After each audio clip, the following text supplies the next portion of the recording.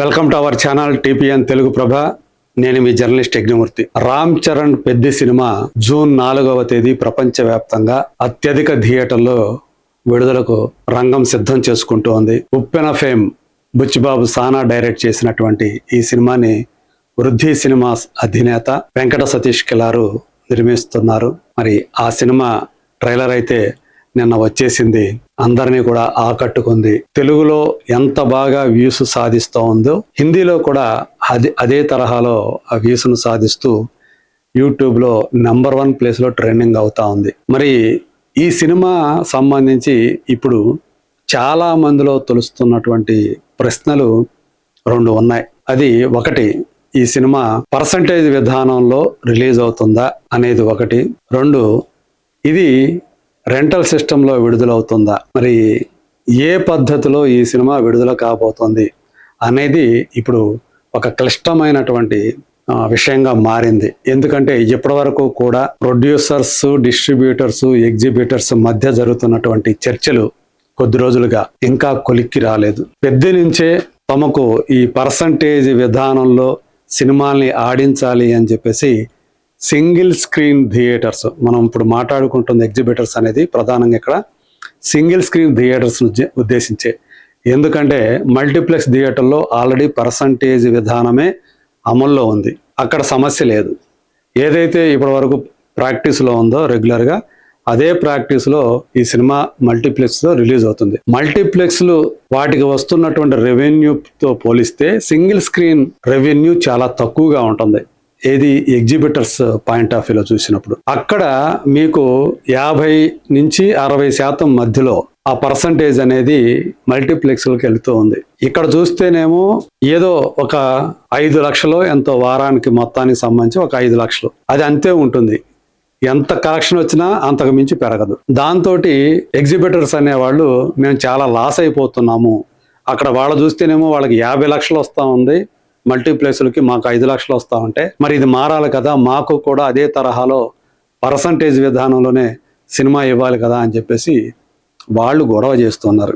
Producers ఏమంటున్నారు, మల్టీప్లెక్స్లో ఉన్నటువంటి సదుపాయాలు మీ సింగిల్ స్క్రీన్స్లో ఉంటున్నాయా, అక్కడ ఎంత మెయింటెనెన్స్ ఎంత దరిద్రంగా ఉంటుందో చూడండి, టాయిలెట్స్ ఎంత ఘోరంగా ఉంటున్నాయో చూడండి, ఒక్కొక్క థియేటర్లో ఆ ఏసీలు సరిగా పనిచేయవు, సౌండ్ సిస్టమ్ సరిగా రాదు, అలాగే క్లీన్గా ఉండట్లేదు.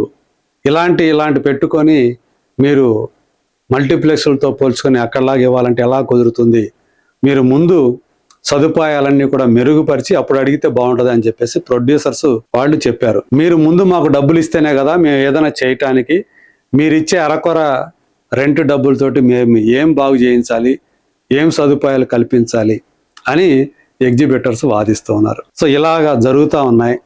అయితే ఇప్పుడు వాళ్ళు ఏదైతే కోరుతున్నారో, మొదటి వారం మీరు 60% తీసుకోండి, మాకు 40% ఇవ్వండి, సెకండ్ వీక్ ఇద్దరం చెరో సగం తీసుకుంటాం, 3వ వారం నుంచి మాకు 60 ఇవ్వండి, మీరు 40 తీసుకోండి అని ఎగ్జిబిటర్స్ ఏదైతే పెడుతున్నారో అది మాకు వాంఛనీయం కాదు, అది మేము ఒప్పుకోము అని చెప్పి వీళ్ళు కొండ బదలు కొట్టినట్టు ప్రొడ్యూసర్స్ చెప్తున్నారు. ప్రొడ్యూసర్ కానీ డిస్ట్రిబ్యూటర్ కానీ ఇక్కడ ఇద్దరు ఒకటే. ఎందుకంటే ప్రొడ్యూసర్ నుంచి కొనేటువంటి డిస్ట్రిబ్యూటర్, అక్కడ డిస్ట్రిబ్యూటర్ ఎగ్జిబిటర్స్ చూసుకుంటాడు.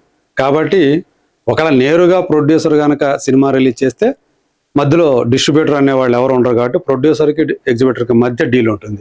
డిస్ట్రిబ్యూటర్ ఉంటే మధ్యలో డిస్ట్రిబ్యూటర్కి ఎగ్జిబిటర్కి మధ్య డీల్ ఉంటుంది.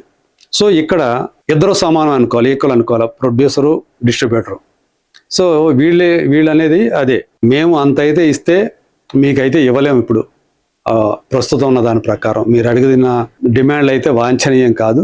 కాకపోతే మేము మీకు రెంట్తో పాటు అదనంగా 7.5% షేర్ ఇస్తాం మీకు వచ్చే దాంట్లో అని ఒక ప్రపోజల్ పెట్టారు. అయితే దాని మీద ఇప్పటికీ ఎగ్జిబిటర్స్ అయితే తమ సమ్మతిని తెలియజేయలేదు, వాళ్ళకి ఇంకా అది అంగీకారంగా కనిపించట్లేదు. ఇప్పుడు మనం 7.5%కి ఒప్పుకుంటే రేపొద్దున దాన్ని రెగ్యులర్గా అదే ప్రాక్టీస్ చేయమని చెప్పేసి అడుగుతారు. దానివల్ల ఫ్యూచర్లో మనం నష్టపోతాం. అదేదో ఇప్పుడే ఒక కొలిక్కి తీసుకొచ్చి, ఎందుకంటే ఇంకా జూన్ 4వ తేదీ ఇంకా టైం ఉంది కాబట్టి ఈ లోపల మాట్లాడుకొని ఒక పర్సంటేజ్ని ఖాయం చేసుకోవాలి అని చెప్పేసి 7.5% అయితే లాస్ అవుతాము, ఇప్పుడు ఏదో వచ్చే దాని మీద ఇంకో జస్ట్ 7.5% పెద్దగా ఏం వచ్చేది ఏముంది మాకు అని వాళ్ళు ఇప్పుడు పేచీ పెడుతున్నారని చెప్పేసి మనకు తెలుస్తోంది.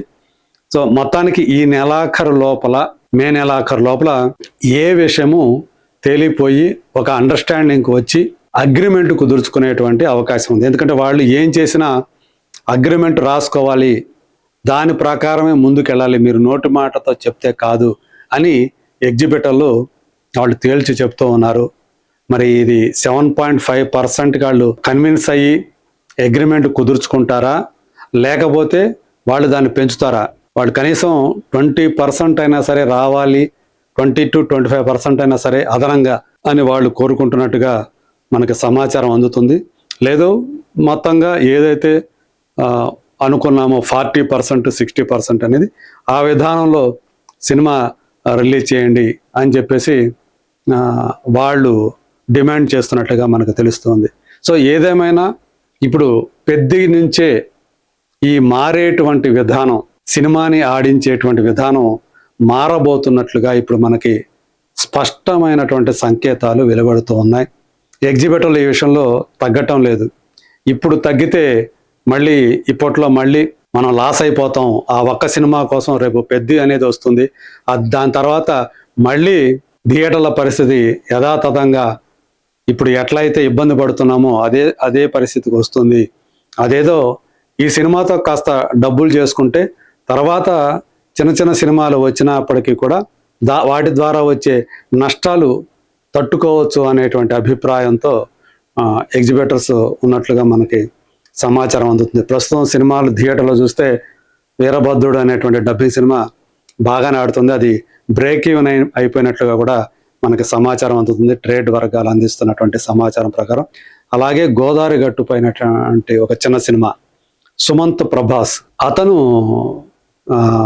హీరోగా నటించినటువంటి ఆ సినిమా కూడా 10 రోజులైనప్పటికీ కూడా కొద్ది గొప్ప వసూళ్లు సాధిస్తుంది అని చెప్పేసి తెలుస్తుంది. కాకపోతే వసూళ్లు సాధించడం అంటే పెద్ద సినిమాలు సాధించినటువంటి కలెక్షన్స్తో పోలిస్తే అది చాలా తక్కువనే చెప్పాలి. బట్ ఎంతో కొంత ఫీడింగ్ అయితే థియేటర్లకు ఇస్తుంది అనే మాట అయితే వినిపిస్తుంది. ఇలాంటి పరిస్థితుల్లో అందరి దృష్టి, అందరి ఆశలు పెద్ద మీదే ఉన్నాయి. ఎందుకంటే అది క్రౌడ్ పుల్లింగ్ సినిమా కాబట్టి. రామ్ చరణ్ ఇమేజీ, అలాగే ఆ సినిమా ప్రమోషనల్ కంటెంట్, ఇప్పుడు వచ్చినటువంటి ట్రైలర్, ఇవన్నీ కూడా ఆ సినిమా మీద విపరీతమైనటువంటి హైప్ని క్రియేట్ చేయటం మనం చూస్తూ ఉన్నాం. అందువల్లే ఎప్పుడు ఆ సినిమా థియేటర్లోకి వస్తే థియేటర్లన్నీ కూడా జనసందోహంతో కిటకిటలాడుతూ ఉంటాయి అనేటువంటి నమ్మకం ఇప్పుడు అందరిలో ఉంది.